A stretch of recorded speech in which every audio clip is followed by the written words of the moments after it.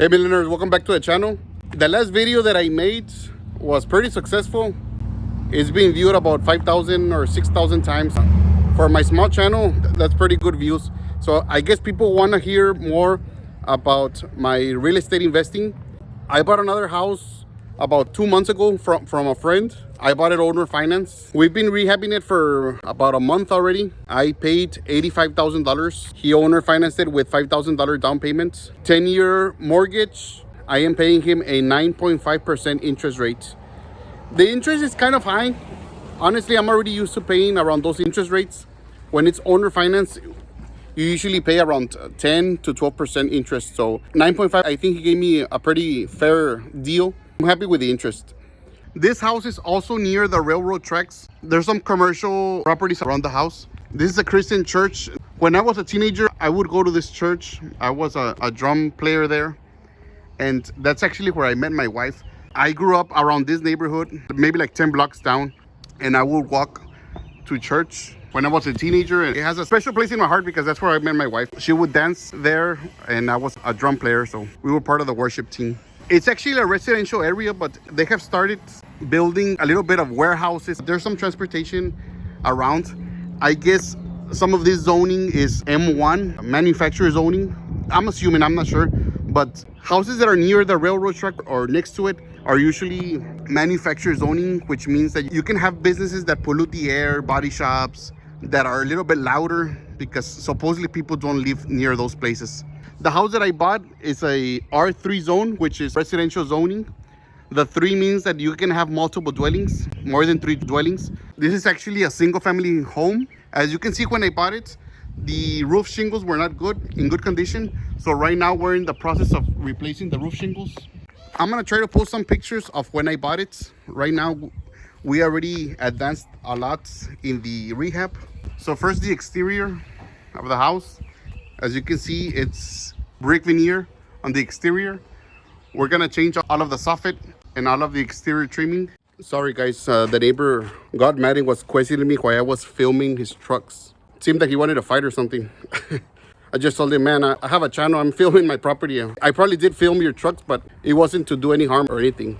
He didn't believe me, so he was pretty mad. Good thing I'm not gonna live here. This is an investment property. So as you can see, the exterior of the property, it's in pretty good condition. Apart from the rotten wood, it's in pretty good condition. We're gonna change all this exterior. The windows came with a security burglar bars. They're in pretty good condition. We're gonna leave them there. We're probably gonna paint them. We're gonna replace the soffit and the trim, and we're gonna paint it. We're gonna put the new shingles. So my plan is to invest about $40,000 to this property. It already has the electric meter, and I had the light connected, so the light is working. It does have a water meter. I just need to put new service, and it does have the gas meter. We're also gonna paint the exterior wood, and I'm just gonna do a walk around so you guys can see the exterior of the house.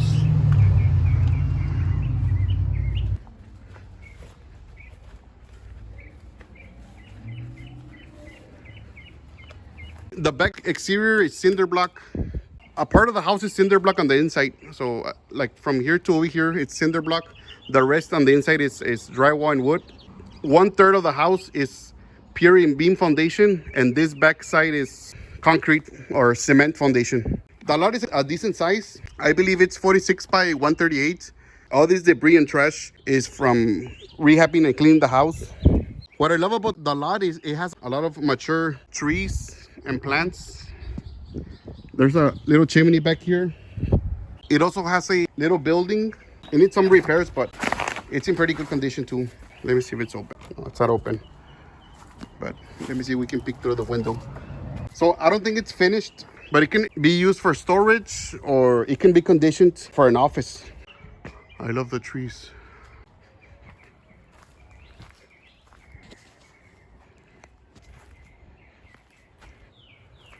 There's another storage here in the back. Needs to be fixed. But these 2 buildings were a bonus with the purchase. I cannot complain. So let's go in the house. The contractors are working inside. I'll try to be quick. The back shot of the house. So like I mentioned, I paid $85,000. I gave $5,000 down. I still owe $80,000. My mortgage, I believe, is around $1,200 with property taxes included. Side shot of the house. We opened up some walls and we closed up some walls, and we got 5 bedrooms out of the house. 5 small bedrooms, 2 small baths, the kitchen and the living room. Let's go film inside. Gotta represent. Last time they stole the ACs, my contractor decided to bring his 3 dogs. So now in each property that we're rehabbing, we have the 3 piranhas. I don't know if that's how you say it in English, but that's what I call them. Right now the gate's open, but there's 3 dogs here guarding the property. So as we go in, we're gonna have to replace this door. So this is how it's looking right now. It wasn't like this when we bought it. I'm gonna try to post some pictures of how it was when we bought it. As you can see, there was a wall here. So this was closed in. We decided to open it to make it a little bit more open concept. And now you walk in and you get to see the kitchen. We're gonna put the living room here and then a space for a small table. This kitchen, we bought it used in Facebook Marketplace. I paid $325. We only got to use about half of the kitchen. The other half, we're gonna use it for another property, probably the double wide. And we had to configure it so it could fit. The other cabinets did not fit, and we had to buy 2 separate cabinets, the one that he's painting and this one at Home Depot. We're gonna stain them so they can have the same look as the old kitchen, and then we're gonna put a clear coat on everything so it can look as one. The Formica, we bought it at Home Depot. We redid the walls and we're painting the trims. The windows just have to be cleaned. And since this part of the house is pier and beam, we're putting Durock on the floor. And then we're gonna lay these 59-cent tiles from Lowe's. This is the first bedroom. The room didn't have a closet. He built this closet. And we kept the trims, and we're gonna put the floor-based trims also. So once again, as you walk in, here's the living room, a little space for a table, small table, and then the kitchen. The house is a 5-bedroom, so somebody can use this room for a dining table. If they want to put a bigger dining table, it's a good size, or they can use it as a bedroom. We put the $59 ceiling fan from Home Depot, and we used this recessed can lights. It's a 4-pack, $24 or $26 at Home Depot. It's like $6 or $7 a light. A lot of people don't know that you can use those lights without having to buy the can. You just cut the wires, and it has some metal clips. The clips, you just turn them around and you can use them without the can. It's a good trick that I learned and I showed my contractor. Second bedroom with its closets. This is one of the restrooms. We haven't done much here. We're gonna paint it. We're gonna try to clean up those tiles, replace the toilets, and put a new top for the cabinet and sink. And then we're gonna tile the whole shower area. This is still pier and beam, so we're gonna put Durock there. And the shower is actually concrete, so we're just gonna grind the walls so we can put the tiles on the walls and on the floor of the shower. As we're walking in, this was not a bedroom. This was open. It was like a counter, and you could see all the way over here. This wall didn't exist, and this was a counter. So I'll try to post pictures. This was actually like the dining area, the bar area. It did have a closet, but it didn't have a door, and this was open halfway. So we put the ceiling fan, we're gonna put Durock, we're gonna put tile, and we made it into a bedroom. We just have to buy the door and convert it to a bedroom. And then this wall on the other side, it was a very old kitchen. The cabinets were very old. They were installed on the wall, so we had to get rid of the cabinets. We had to do this wall, and we added a doorway. We're gonna put a new door there with its trims. And here, we created this little room for the AC units. And here, we're gonna put the washer and the dryer. It's a pretty good size for a laundry room. We just put a $20 lamp from Home Depot. This is the recessed lights that I'm talking about. If y'all don't know, you can use these lights without the can. These clips, you just turn them around. That way, when you put them on top, they can hook up to the drywall. This restroom is really small. I really don't like it. We're gonna redo the shower. We're gonna put towels on the shower, on the floor, and we're gonna put tile all the way back here. The concrete starts here. As you can see, the Durock ends here. From here on, it's concrete and no more pier and beam. I'm still debating what to do with this restroom because originally this wall, we were gonna tear it down and we were gonna move it a foot or two so we could have more space for the toilet, but the contractor told me it was cinder block and it was gonna be a bigger job to remove it. So for now, this is the way we have it set up. We're just probably gonna clean up this cabinets, put a new toilet, and redo the shower with tile, the floor with tile, and put tile all over here. Another $20 lamp. This is the smallest bedroom. It's a good size for an office. It has its little closets. It has its window. So we're gonna install the ceiling fan and we're gonna put tile on the floor. It's a good size for a nursery, for a little office, or maybe like a twin bed with a little nightstand. We're gonna have to replace this glass. That's like a bullet hole or a pellet hole.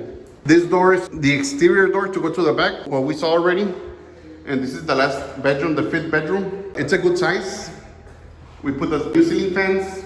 It has 2 closets. Yeah, this is also concrete. We're just gonna tile, put the base floors, and it has its window. I really love the house. I really like the recessed lights on the hallway.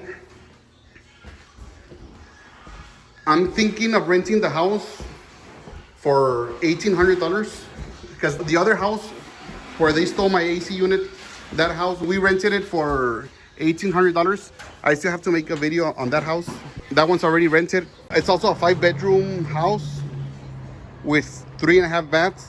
And I rented it for $1,850, but at the end, I told the lady that she could give me $1,800. I'm guessing I can get around $1,700 to $1,800 for this house. So my mortgage with property taxes will be $1,200. Maybe with insurance, it's gonna be around $1,300. I'm gonna be cash flowing around $500. I still have to subtract 14% of property expenses. I budget 6% for vacancies and 8% for maintenance. Maybe I'll cash flow $200 or $300. It's not gonna be cash flowing much. I'm probably gonna put $40,000 into it plus the $5,000 in down payment. I'm probably gonna be all in for $45,000.